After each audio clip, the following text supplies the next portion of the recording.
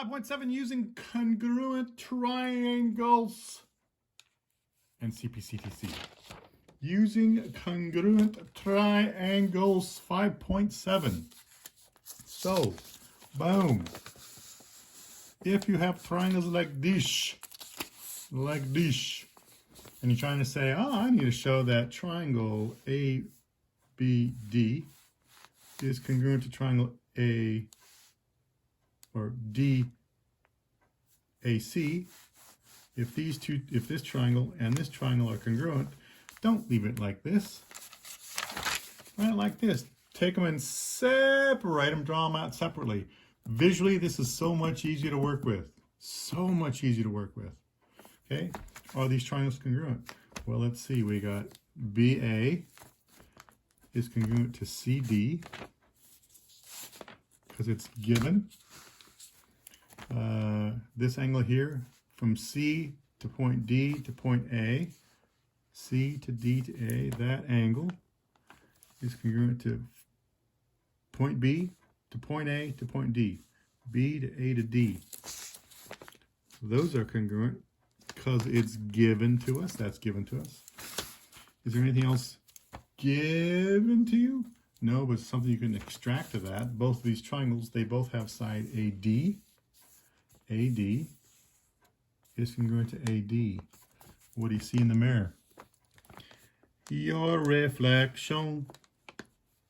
So AD is congruent to AD. Why? Reflexive property. Now, do you have enough information to show the triangles are congruent? Yes. Here's one set of sides. Here's an angle, one set of angles, and one set of sides. So we got two sets of sides and one set of angles. So two sets of sides and one set of angles. It's one of these. Okay. Well, we know this is not a congruence conjecture, so that's not going to work. Is this angle between the two sides? These two sides, do they touch these two sides? They meet right there. Is that where the angle is? Yes. This one's side, angle, side. Here, the two sides meet right here. Is that where the angle is? Yes. This is also side, angle, side. So the two triangles are congruent by side, angle, side. Boom. Nice. Here's one right here. Again, trying to show that this triangle is congruent to this triangle. Yeah, don't leave it overlapping. Draw them out separately. Take these two triangles. Take these two triangles and draw them out separately. So visually, this is a lot easier to work with visually than that one. Okay? This is a lot easier to work with than this one. Once you do this, if everything's separated, it's so much easier to work with this. Okay? So, if I didn't put enough in, but yeah, do that. So we're going to come back to this one later. So, if triangles are congruent, this is the stuff we've worked with in this chapter. So, of these, which ones will always work? Does this always work? Yes, this always works. This will always work. If you have two sets of triangles and the three sets of sides that are congruent, then the triangles are congruent. Excuse me. Does this one always work? Nope, we've showed that in a previous example. That doesn't always work. What about this one? Does this always work? Yes. What about that one? Does that one always work? Yes. What about this one? Does that one always work? No. Hint. If you write what you are one. What about this one? Does this always work? Yes. What about this one? Does this one always work? Yes. 1, 2, 3, 4, 5. Those are the 5 will always work. Okay. These other ones we've shown in class that does not always work. This does not always work. We only want the ones that always work. So if you have two sets of triangles and you think they're going to be congruent, the only way to show triangles are congruent is going to be one of these 5 methods. Well, you can do the long hard way. Side, side, side, angle, angle, angle. But before you get all 6 of those, you're going to get one of these 5 before you have to do all 6 of these. So 1, 2, 3, 4, 5. Here's the 5 ways of showing that two triangles are congruent. Now, if you cannot use any of these 5, that means the triangles are not going to be congruent, or you don't know if they are or not. So instead of doing this, if you can't put any one of those, what's your choice? It can't be determined. Okay? It cannot be determined. Maybe they are, maybe they aren't, but without more information, are the triangles congruent? Well, I don't know. I don't know if they are or not. I don't know. So you'd write cannot be determined. Okay? So if they are congruent, use one of these 5. If you cannot use one of these 5, then that's the other thing you can write. Cannot be determined. You don't know if they are congruent or not. Just write cannot be determined.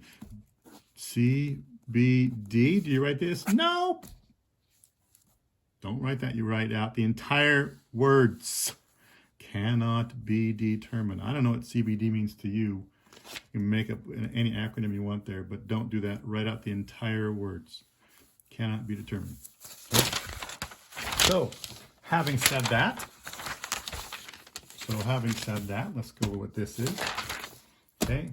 If two triangles are congruent, here's two triangles. They are congruent. Why are they congruent? As we did this earlier. Why are they congruent? They're congruent by side angle side. Oh, well, what can we say now about, since we know the triangles are congruent by side angle side, in both cases, then we can say the matching parts would also be congruent. When triangles are congruent, it means they are the same size and they are the same shape. Okay? That means all 3 sides are congruent and all 3 angles are congruent. So we can say this side is congruent to this side. Those sides are congruent to each other. These sides are congruent to each other. These 2 angles are congruent to each other. Those 2 angles are congruent to each other. And those 2 angles are congruent to each other. Okay? So what's the fast way of saying that? Okay? You're saying corresponding parts of congruent triangles are congruent.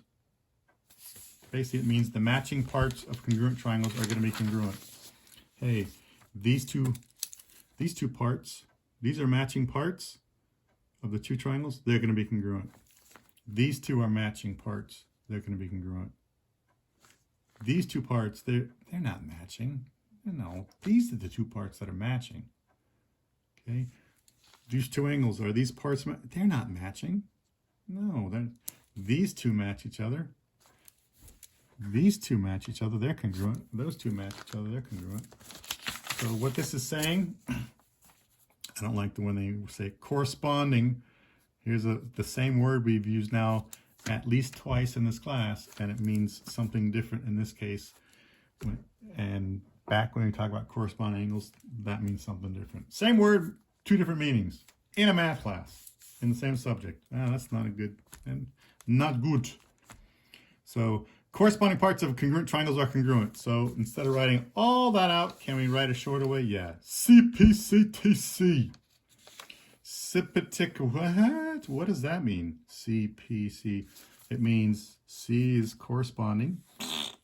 The P means parts of, C means congruent. This is the triangles are, and that means congruent. Corresponding parts of congruent triangles are congruent. That's what that means. This is in reference to that right here. Now, how do you use that? All right. How do you use that? Here, these 2 triangles are congruent. Well, you have to show triangles are congruent first by one of these 5 methods. You have to show triangles are congruent first. Once that's done, now I can say, since these 2 triangles are congruent by side angle side, I can say angle ABD, angle ABD is congruent from A to B to D. That angle right there, 3, 3, is congruent to that angle right there. 3, 3. This angle is from point D to point C to point A. Angle DCA. Angle DCA. Why are they congruent? Well, because they're matching. Why are they congruent? Whoops. Why are they congruent? CPCTC. CPCTC. What the heck does CPCTC mean? That's what it means right there. Okay. Okay. Boom, we're done. You could also say the same thing. Why is this side congruent to this side? By CPCTC. Why is this angle congruent to this angle? By CPCTC. Okay. The only time you can use this is after you've shown triangles that are congruent by one of these 5 methods. You have to show triangles that are congruent by one of these 5 methods first. Only after that's done, then you can use that statement. You can never use this before showing triangles are congruent by one of those methods. Okay? And that's the step you're going to use in today's lesson on 5.7. That's it. Good luck, guys. Hasta la bye-byes.